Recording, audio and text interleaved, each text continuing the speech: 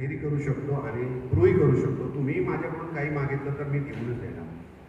तर हा जो विषय आहे, गेल्या 5 वर्षापासून मी कुठंतरी पडलो, प्रेमातच पडलो. आणि विषय असा आहे की तीही बांधलेली, मीही बांधलेलो. आणि कविता आपल्याला सर्वांना सुचते, फक्त भाव प्रकट होत नाही. आणि अशा लोकांनी संधी दिली नव्हती म्हणून आपण केलं नाही, म्हणून सर्वांचा ऋणीच राहील. तर विषय असा आहे, आणि गेल्या 5 वर्षापासून मी फक्त आता मला असं वाटतं की जगावंच, माणसाने प्रत्येकाने जगावंच, आपल्यासाठीही जगावं. तर साहिर लुधियानवीचा एक शेर आहे, ते गाणं तुम्ही ऐकलेले, तारुफ अगर रोग बन जाए तो उसको भूलना बेहतर. तारुफ म्हणजे जान पहचान झाली आणि तर जो रोग झाला तो उसको भूलना बेहतर. पण माझं एक गणित, 3 दिवसापूर्वी मी कंपनीतून सुट्टी घेतली स्वतःसाठी. काहीच झालं नव्हतं, मला काहीच झालं नाही. आणि मी माझ्या मुलांनाही सांगतो, अभ्यास करायचा नाही, आनंदच मिळवायचा. मी त्यांना सांगितलं, मी मरेपर्यंत तुम्हाला पाळेल, अभ्यास करू नका. कारण की जेवढे अभ्यासू आहेत ते काय करतायत ते जाऊन बघा, त्रासातच आहे त्याच्यावर. आणि ही गोष्ट खरीच आहे, खरीच आहे, आणि ही चांगलीच आहे आणि बरोबरच आहे. शेवटच्या अंतसमयी सर्वांना कळेलच. तर मला असं म्हणायचं आहे, त्यांचं असं म्हणणं आहे, दारू अगर रोग बन जाए तो उसको भूलना बेहतर. पण माझं गणित वेगळं आहे, त्यांना ती मिळाली नाही म्हणून ते कवी झाले, असं सर्वांचं म्हणणं आहे. की जेव्हा प्रेम भंग होतो मग कवी होतो, पण माझं भंग होणार नाही ही मला शाश्वती आहे. म्हणून मी कविता लिहायला सुरुवात केली. तर जेव्हा माणूस रोगी होतो तेव्हा तो एकटा पळतो, सर्वात पहिले स्वतःसाठी सुट्टी घेतो. त्याला लोकांच्या बद्दल कळतं की ते आपल्याला कसं रिस्पॉन्स करतायत, दुनियाची जाणीव होते, बरोबर. म्हणून माझं त्यांच्यापेक्षा थोडंसं वेगळं आहे. आणि मी एक दिवस कुमार विश्वाससमोर मला एक कविता तरी सादर करायची आहेच, हा माझा प्रण आहे. तेव्हाच हे मी ऋण चुकवेल अशी माझी मन इच्छा. तर हा विषय आहे, आता ती बांधलेली, मीही बांधलेलो, म्हणून कवितेचं शीर्षक साहजिकच आहे, बघ ना जमतंय का. ही माझी तिच्याकडून एक सुंदर प्रार्थना आहे. आणि प्रत्येक 3 ओळींमध्ये हे एक वाक्य आहे, जर तुम्ही साथ दिली तर ही प्रार्थना तिथपर्यंत पोहोचेलच. आणि मला असं वाटतंय होकारही मिळेलच. आणि काही मिनिटापूर्वीच जरा व्यवस्थित सादर करशील, हां असंही झालं. आणि मला जसं कळालं, ताई पुण्यातल्या, बरोबर.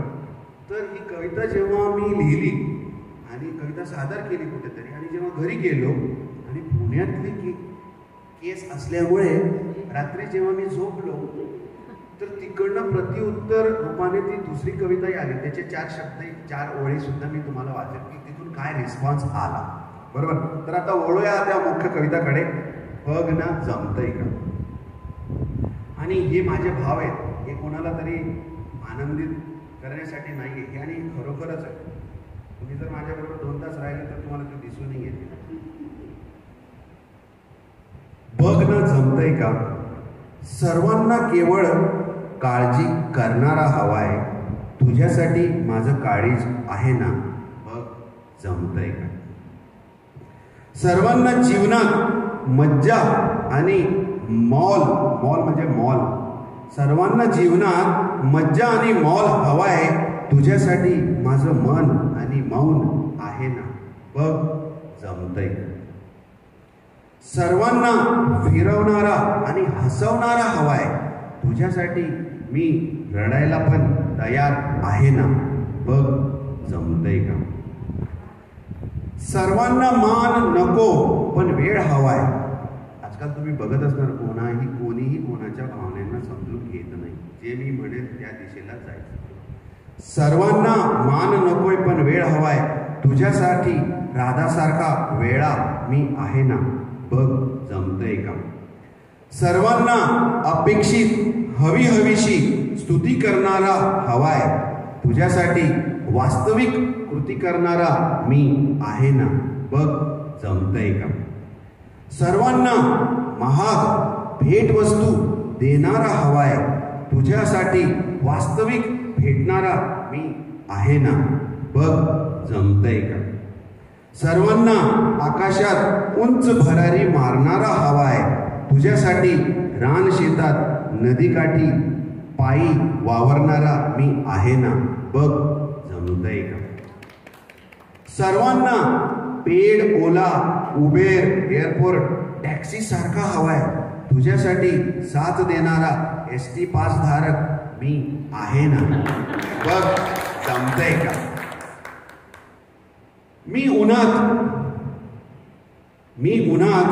तू पुण्यात, मी उन्हात आणि तू पुण्यात, आणि दोघंही एकांतात. तुझ्यासाठी माझी सावली आहे ना. बघ जमतंय का. जसं मी बोललो की तिकडनं रिस्पॉन्स आलाच. त्याचं शीर्षक होतं सांग नक्की तुझं म्हणणं काय. ही कविता मी तिला ऐकवली आणि तिचा रिस्पॉन्स बघा. सांग तुझं नक्की म्हणणं काय आहे. पहिली जोड बघा. स्वतःला वेळा समजतोस आणि पसंत मला करतोस. म्हणजे मलाही वेळा समजतो. स्वतःला वेळा समजतोस आणि पसंत मला करतोस. सांग नक्की तुझं म्हणणं काय आहे. स्वतःची सावली मला देतोस पण भर पावसात मला भिजवतोस. सांग नक्की तुझं म्हणणं काय आहे. स्वतःला ST पास धारक म्हणतोस, सर्वांबरोबर मलाही सार्वजनिक करतोस. सांग नक्की तुझं म्हणणं काय आहे. स्वतःला विसरभोळा म्हणतोस आणि माझ्यात स्वतःला सोडून जातोस. सांग नक्की तुझं म्हणणं काय आहे. ती माझ्या रंगात, मी त्याच्या रंगात. तुम्हीच सांगा नक्की तुमचं तरी म्हणणं काय आहे.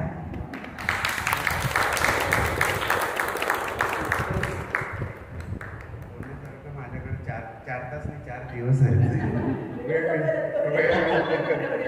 Thank you very much.